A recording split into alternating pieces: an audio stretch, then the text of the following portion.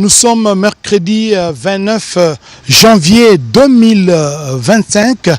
Vous nous suivez en direct de la Cité de l'Union africaine. Le président de la République, chef de l'État Félix-Antoine Tshisekedi Tshilombo, va faire un message à la nation sur le dernier développement de la situation sécuritaire et même socio-économique du pays. Giscard Koussema, nous sommes ensemble d'un moment à l'autre. Le chef de l'État va faire son apparition pour son message. Bonsoir cher Oscar Mbal Kaïch, bonsoir à tous les téléspectateurs qui nous suivent en direct en cet instant depuis la Cité de l'Union africaine où se trouve le bureau du président de la République, chef de l'État, Félix-Antoine Tshisekedi Tshilombo. C'est une prise de parole très attendue depuis 48 heures maintenant au regard de la détérioration de la situation sécuritaire et humanitaire causée par l'invasion d'une partie du territoire national par deux forces étrangères venues du Rwanda. Et le président de la République a choisi donc cet instant pour prendre la parole, pour s'adresser à la population qui attend de pied ferme d'écouter le président de la République et de recevoir des orientations de lui comme on le sent. Donc c'est par cette entrée-là que le président de la République, qui se trouve encore dans ses bureaux, va apparaître sur les antennes de la RTNC pour donner cet important message qui est très attendu, comme nous l'avons dit, depuis plusieurs jours. C'est un message très attendu. Nous allons donc laisser à la population congolaise, au pays et à travers le monde, de suivre le message du président de la République. Et nous allons donc nous retrouver après pour le décryptage de ce message qui sera donc donné tout à l'heure par le président de la République, chef de l'État Félix-Antoine Tshisekedi Tshilombo.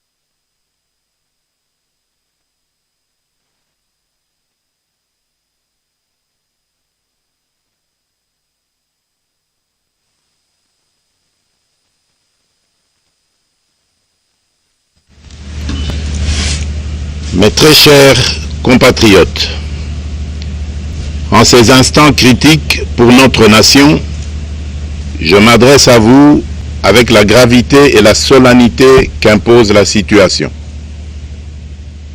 L'Est de notre pays, en particulier les provinces du Nord Kivu, du Sud Kivu et de l'Ituri, fait face à une aggravation sans précédent de la situation sécuritaire. Les forces de défense du Rwanda, en soutien de leurs marionnettes du M23, poursuivent leur entreprise terroriste sur notre territoire, semant la terreur et la désolation parmi nos populations. Je partage avec vous la douleur et l'indignation face à ces attaques barbares. Ces actes ne sont pas seulement une attaque contre la République, mais une offense à l'histoire et à la dignité de notre peuple. En ces moments difficiles, je vous appelle à la résilience et surtout à la résistance. Face à cette situation, permettez-moi de vous rassurer. Une riposte vigoureuse et coordonnée contre ces terroristes et leurs parrains est en cours. Nos vaillantes forces armées de la République démocratique du Congo, symboles de courage et de patriotisme, sont pleinement mobilisées, prêtes à défendre chaque centimètre de notre territoire. J'ai personnellement convoqué et présidé des réunions de crise avec une équipe restreinte du gouvernement, le haut commandement militaire ainsi qu'une réunion interinstitutionnelle afin d'évaluer les récents développements de la situation et de lever les options pour repousser les agresseurs et reconquérir chaque parcelle de notre territoire. À cet effet, j'ai nommé ce 28 janvier le général-major Évariste Somo Kakule au poste de gouverneur militaire du Nord Kivu pour renforcer la coordination des opérations militaires et restaurer l'autorité de l'État. Parallèlement, nous avons engagé d'importantes démarches diplomatiques, notamment au sein du Conseil de sécurité des Nations Unies, ainsi que dans le cadre du processus de paix de Luanda, auquel nous restons pleinement engagés malgré les obstacles. Nous privilégions la voie du dialogue, mais toujours avec lucidité, tout en restant fermement résolus à défendre notre territoire et notre souveraineté par tous les moyens nécessaires. Mais ce combat n'est pas seulement celui des FARDC. C'est le combat de tout un peuple, le combat de notre identité congolaise, afin de léguer aux générations futures un pays prospère et en paix. À tous nos compatriotes, dans chaque province, chaque ville, chaque territoire et chaque village, ainsi que ceux de la diaspora, sans distinction d'appartenance ethnique ou politique, unissons nos efforts. Apportons un soutien indéfectible, moral et matériel à nos vaillants soldats. Mobilisons-nous comme un seul homme pour défendre notre souveraineté et sauvegarder notre intégrité territoriale. Je suis pleinement conscient des souffrances de nos compatriotes qui fuient les hostilités. Le gouvernement est instruit d'activer le plan d'urgence humanitaire pour venir en aide aux déplacés. À vous, habitants de Goma et des environs, je ressens profondément votre douleur qui est aussi la mienne. Elle traverse nos cœurs et nos âmes en tant que fils et filles d'une même patrie. Mais face à cette épreuve, je vous exhorte à puiser dans cette force intérieure qui fait la grandeur du peuple congolais. Résistez avec courage. Faites preuve de vigilance constante et gardez votre calme malgré l'adversité. Sachez que nous ne sommes pas restés inactifs. Des plans de contingence sont préparés pour assurer la protection de la population civile et prévenir toute escalade de la violence. Les dispositifs de sécurité ont été renforcés pour protéger les zones stratégiques et nous travaillons sans relâche pour garantir le fonctionnement des services essentiels. Je tiens à rendre un hommage solennel à tous ceux qui ont payé le prix ultime dans cette lutte pour notre dignité et notre souveraineté. J'ai une pensée pieuse pour le général-major Peter Chirimwami, gouverneur militaire du Nord Kivu, tombé les armes à la main. Je m'incline avec respect devant la mémoire de tous nos militaires et de tous les Wazalendo tombés sur le champ d'honneur.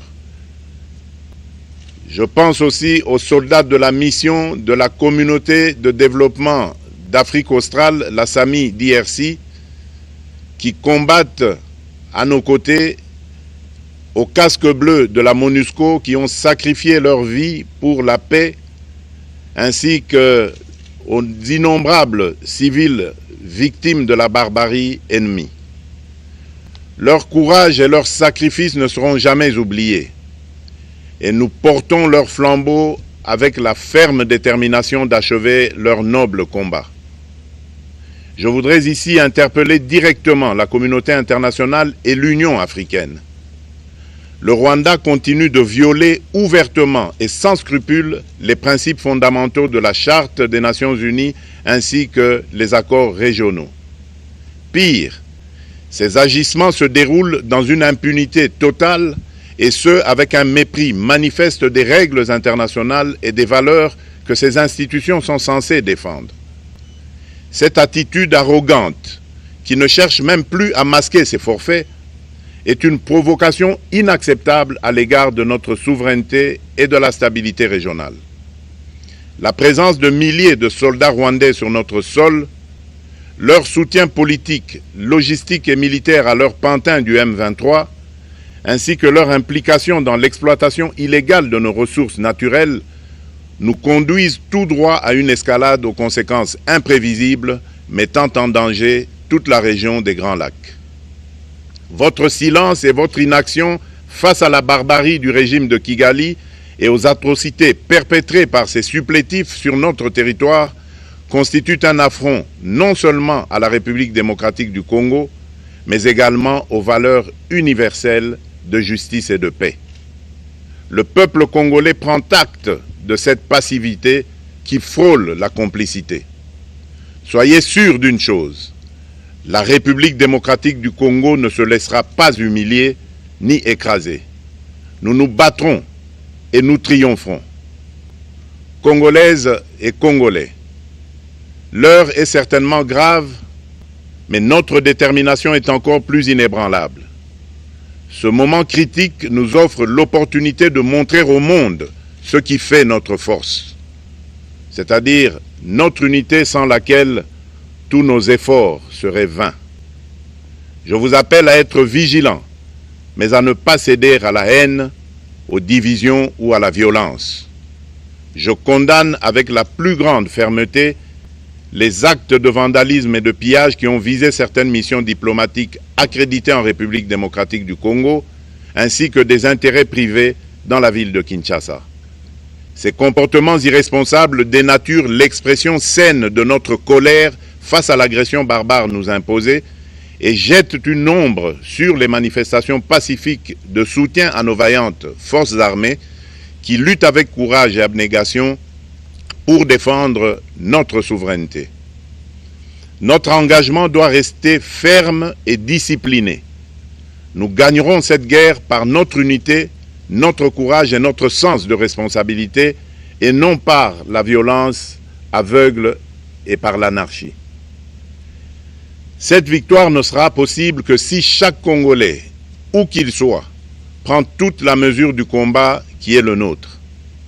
J'appelle donc la nation entière, hommes et femmes, jeunes et vieux, acteurs politiques, opérateurs économiques, membres de la société civile, confessions religieuses, artistes et sportifs à se mobiliser, à faire bloc derrière nos vaillantes forces armées et à contribuer chacun à son niveau à l'effort de guerre. J'ai instruit le gouvernement de mettre en place des mesures rigoureuses de réduction du train de vie des institutions et de leurs animateurs afin que les ressources ainsi économisées soient directement réorientées vers le soutien à nos forces armées. Dans cet effort national, j'en appelle également à la responsabilité du secteur privé, qui est invité à contribuer activement à cette cause commune.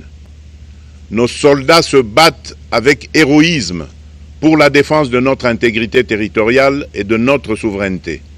Ils ont besoin de notre soutien total, qu'il soit moral, matériel ou logistique. À la jeunesse congolaise, pilier et espoir de notre nation, je vous exhorte à répondre massivement à l'appel de la patrie. Le moment est venu de vous lever, de mettre votre énergie et votre créativité au service de la nation. Nous devons renforcer nos rangs et chaque jeune Congolais prêt à défendre son pays a une place au sein de nos forces armées. Enrôlez-vous massivement dans l'armée. Vous êtes le fer de lance de notre projet et votre mobilisation est déterminante pour la victoire finale. Aux braves populations du Nord Kivu, du Sud Kivu et de l'Ituri, vous êtes le symbole de la résilience congolaise, une source d'inspiration pour toute la nation. Vous n'êtes pas seuls dans cette épreuve. La République tout entière se tient à vos côtés, unis dans l'espoir et la lutte. Ensemble, nous ferons face et surmonterons cette épreuve.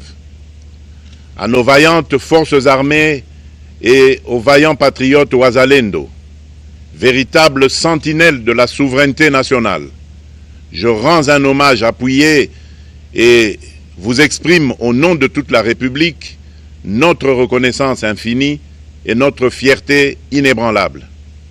Votre bravoure, votre discipline et votre engagement sans faille inspirent et mobilisent tout un peuple déterminé à défendre son territoire. Sachez-le, la République ne vous abandonnera jamais. Votre combat est le nôtre et vos sacrifices ne seront jamais oubliés. Vous incarnez l'honneur de la nation congolaise. À tous mes compatriotes, d'ici et de la diaspora, la République démocratique du Congo ne pliera pas. La République démocratique du Congo ne reculera pas. Je ne vous abandonnerai jamais. J'en fais ici le serment. Le soleil n'a pas cessé de briller sur notre patrie. Ensemble, main dans la main, nous surmonterons cette tempête et nous ouvrirons une ère nouvelle de paix et de prospérité pour les générations futures. Que Dieu bénisse la République démocratique du Congo et son peuple. Je vous remercie.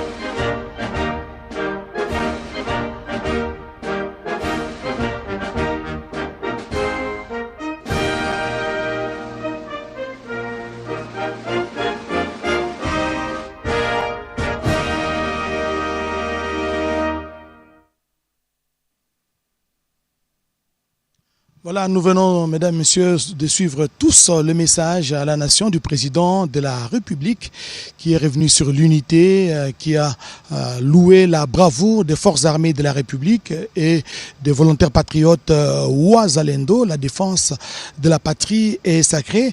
Et pour décrypter justement ces discours du président de la République, ces messages du président de la République, un message qui n'a duré qu'une dizaine de minutes, pratiquement 11 minutes ou 12, le président de la République a fait les contours pratiquement des derniers développements de la situation sécuritaire dans l'est du pays. Monsieur le ministre des Médias, porte-parole du gouvernement Patrick Muyaya, le chef de l'État a dit que c'est un combat, les combats de notre identité. Absolument, parce que vous savez que la République démocratique du Congo est un pays grand. Les Congolais font partie d'un peuple grand. Et la grandeur s'est construite aussi à des moments comme ceux-ci. Et le président de la République, comme garant de la nation, commandant suprême de forces armées de la République démocratique du Congo et de la police nationale congolaise se devait, en tant que père et garant, c'est lui qui est le premier de combattants, s'est levé au vu de l'évolution de la situation sécuritaire dans l'Est. Et les mots ont été bien choisis. Et les souhaits ce soir, c'est que tout Congolais retienne cette phrase. La défense de la patrie est sacrée. La défense de la patrie est sacrée. Le chef de l'État a fait à cette occasion un appel justement à la mobilisation, jeunes et vieux, et que tous nous puissions enrôler dans l'armée. Bien sûr, moi qui vous parle, je suis déjà enrôlé. Parce que dans cette guerre, nous avons 6 fronts. Il y a un front militaire pour lequel des jeunes doivent se mobiliser pour renforcer les effectifs de forces armées de la République démocratique du Congo. Il y a un front diplomatique où le président de la République est revenu déçu au regard de tous les efforts diplomatiques qui ont été consentis depuis ces derniers jours. Vous avez vu notamment à 2 reprises, en moins de 72 heures, 2 réunions spéciales du Conseil de sécurité des Nations Unies. Ensuite, nous avons le front économique, parce que justement, cette guerre, elle est faite pour voler nos ressources que Dieu a données aux Congolais et pour lesquelles les Congolais ont tous les droits du monde d'en vivre et d'en profiter, et non pas être l'objet ou la raison des vols, des pillages et de la guerre, comme les compatriotes sont en train de vivre depuis presque 30 ans. Nous avons le front judiciaire, parce que tous les crimes qui sont systématiquement commis, encore à Goma, on dénombre des morts et des morts. Nous avions parlé, la dernière photo du président de la République, de la nécessité de préserver les vies humaines, mais en face de barbares qui s'attaquent au camp des déplacés, qui s'attaquent à des hôpitaux où il y a des nourrissons qui viennent de naître, il y a bien évidemment besoin d'une réponse. Et la réponse judiciaire est aussi une réponse appropriée pour que ceci ne puisse plus se répéter. Ensuite, nous avons le front médiatique. Le front médiatique dans lequel vous faites partie, c'est le front qui va nous permettre de mobiliser les Congolais en RDC et en dehors. Tous les Congolais, vous êtes Congolais, quel que soit le coin dans lequel vous êtes dans le monde, vous êtes bien obligés de répondre à l'appel de la défense de la patrie qui est sacrée pour que d'où vous êtes, avec le moyen que vous avez, vous puissiez contribuer à cette lutte qui va nous permettre de restaurer notre indépendance et l'intégrité de notre territoire. Et puis j'ai rajouté, il y a quelques jours, j'ai discuté avec une compatriote qui nous dit « Excellence, le sang des Congolais qui coule doit crier vengeance. » Et désormais, nous avons ce que nous on appelle un front spirituel. Parce que pour tous ces crimes, pour tous ces sangs qui coulent, il faut bien que ceux qui en sont responsables puissent en répondre. C'est ici les lieux de rappeler aux uns et aux autres, aux hommes des dieux, aux confessions religieuses, les devoirs qui nous incombent tous, de nous assurer que nous prions toujours pour le pays. Et donc, vous voyez que la combinaison de ces 6 fronts, portés par lui-même, le président de la République, le commandant suprême, le commandant du front diplomatique, du front militaire, du front économique, du front judiciaire, du front médiatique et du front spirituel, rien ne pourra nous résister. Giscard Koussema, peut-être un petit détail ou une question au ministre. Monsieur le ministre, rarement on a vu le président de la République prendre très peu de temps pour s'exprimer. C'est une brève allocution qui aura duré 10 minutes, mais porteur de plusieurs messages. Le tout premier message, c'est l'appel à la résilience et à la résistance. Le président de la République a fait part de sa proximité affective et effective envers toute la population, tous nos compatriotes qui vivent sous les jougs de l'occupation ennemie. Le président de la République a interpellé la communauté internationale face à l'inaction et même à la passivité. Et le président de la République a eu des mots justes pour dire que finalement, on attend plus que de simples déclarations et condamnations, monsieur le ministre.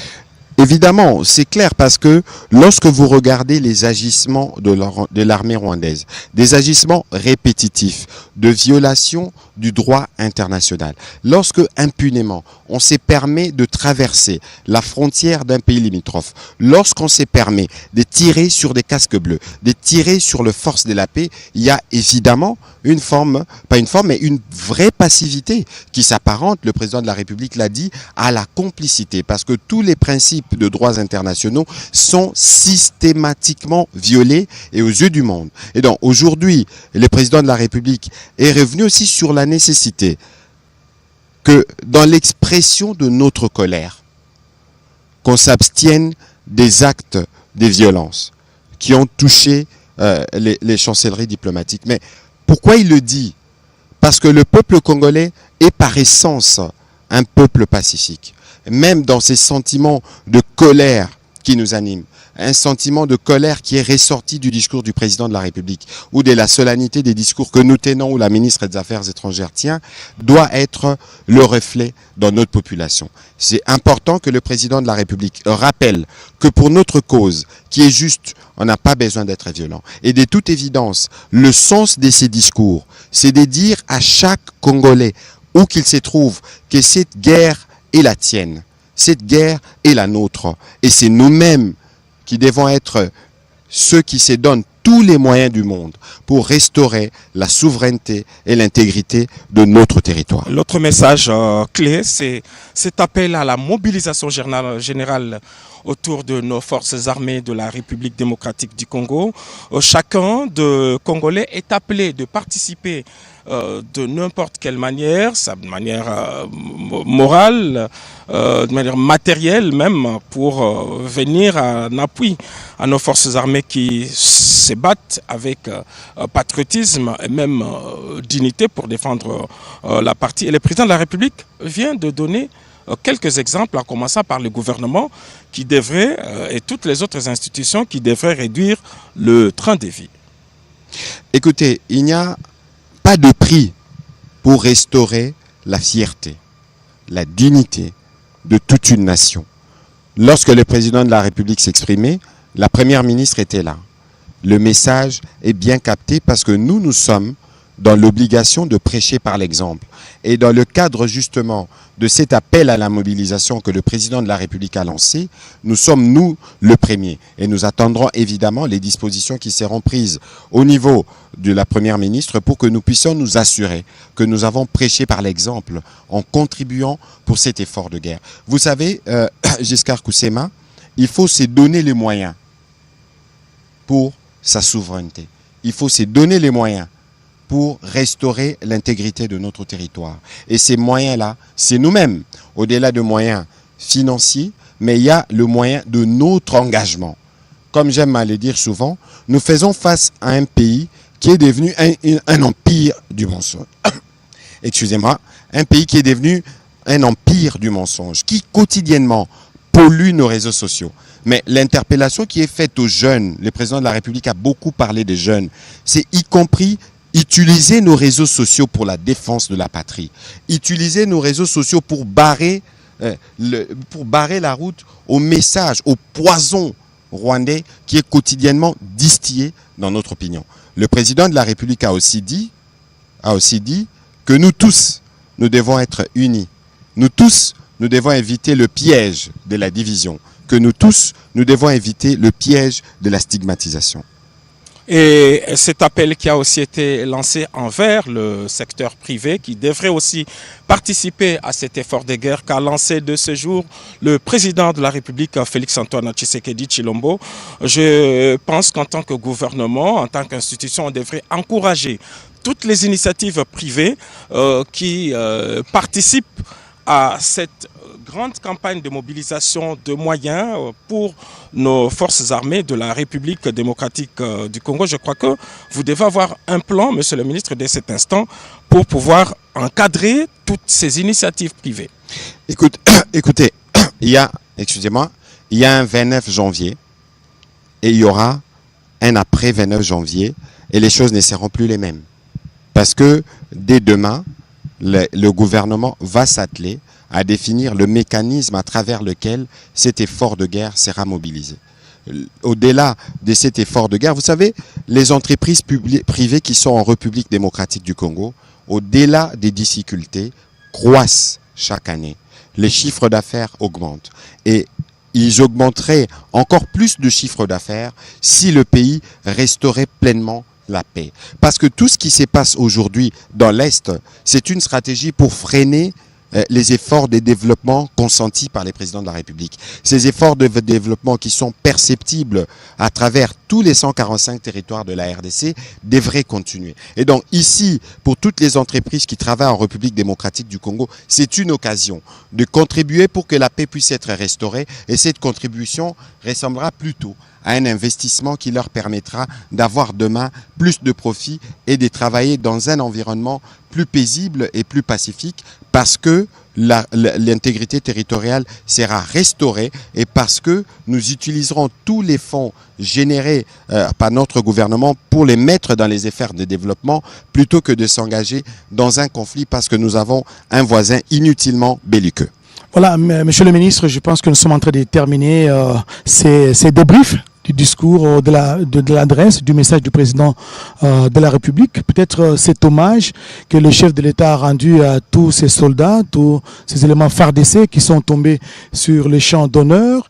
Il a rendu également hommage au VDP, aux volontaires Ouazalendo. Il a rendu aussi hommage aux soldats de la paix qui sont donc tombés sur les champs d'honneur pour la défense de la souveraineté et de l'intégrité territoriale. Écoutez, le président de la République, comme il a dit, toutes les heures, toutes les minutes, il suit la situation. Et il était évidemment de son devoir premier de reconnaître la bravoure et l'héroïsme de nos militaires.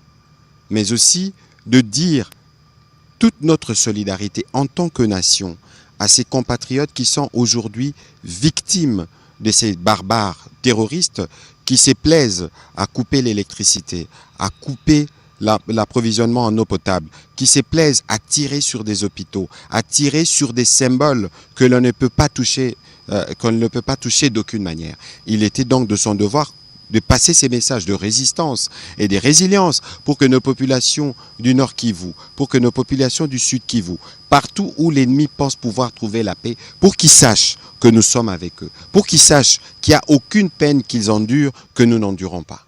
Monsieur le ministre, merci. Je pense que nous allons vous retrouver dans d'autres créneaux, pourquoi pas dans des briefings, pour davantage débriefer sur... Mais écoutez, dès demain, parce que le message lancé par le président de la République ce soir, comme je vous disais, il y avait un 29 janvier, il y aura un après 29 janvier et les choses seront différentes. Et les choses seront différentes, mesdames et messieurs. Nous avons tous suivi le message à la nation du président de la République dans un ton ferme, parce qu'il a même interpellé l'Union africaine, il a interpellé la communauté internationale, et c'est un message riche en éléments d'information. Je pense que nous allons revenir sur d'autres... Mais bien sûr, ça valait vraiment la peine que le président de la République rappelle de manière aussi ferme la responsabilité de la communauté internationale, des Nations Unies, parce que c'est elle qui est les garants du droit international, mais aussi surtout de l'Union africaine, parce que les communiqués qui en est ressortis ressemblaient visiblement à un communiqué qui disait qu'on est complice. Donc il y a un effort à faire pour le respect des structures ou des cadres qui ont été placés par l'Union africaine elle-même, notamment le processus de Luanda. Le président de la République en a parlé, mais évidemment, et surtout, si vous regardez aussi la mission de la SAMI RDC, mais dont les militaires ont essuyé les coups de feu d'un pays membre de l'Union africaine. Toutes ces incohérences doivent s'arrêter. Toutes ces incohérences doivent s'arrêter et surtout des sanctions, des condamnations en même temps. Monsieur le ministre, merci d'être venu et partager avec nous justement ces discours du président de la République. Espérons nous retrouver dans d'autres tribunes. Mesdames et messieurs, vous nous avez suivis à partir de tout le 26 provinces de la République démocratique du Congo, à travers le pays et le monde. Nous vous disons merci, excellente soirée à tous et à la prochaine.